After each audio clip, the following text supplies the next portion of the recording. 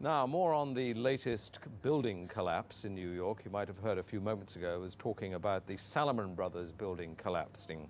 And indeed it has. Apparently that's only a few hundred yards away from where the World Trade Center towers were.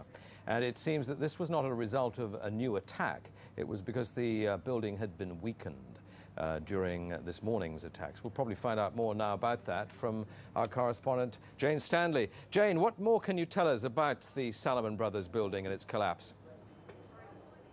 Well, only really what you already know. Details are very, very sketchy. There's almost a sense downtown in New York behind me, down by the World Trade Centers, of just an area completely closed off as the rescue workers try to do their job. But this isn't the first building that has suffered as a result. We know that part of the Marriott Hotel next to the World Trade Center also collapsed as a result of this huge amount of falling debris from 110 floors of the two twin towers of the World Trade Center.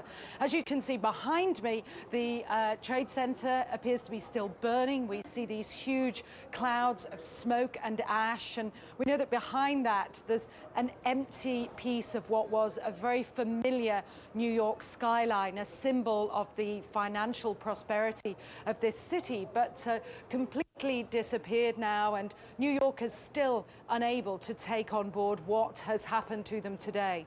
Presumably there were very few people in the Salomon building when it collapsed. I mean, there were, I suppose, fears of possible further collapses around the area.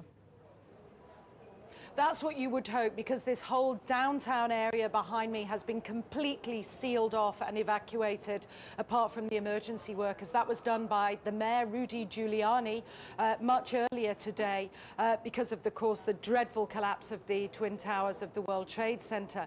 But New York, very much a city still in chaos. The phones are not working properly. The subway lines are not working properly. And we know that down there near the World Trade Center, there are 3 schools that are being turned into triage centers for emergency treatment. And I know that over in New York Harbor, where the famous Statue of Liberty is.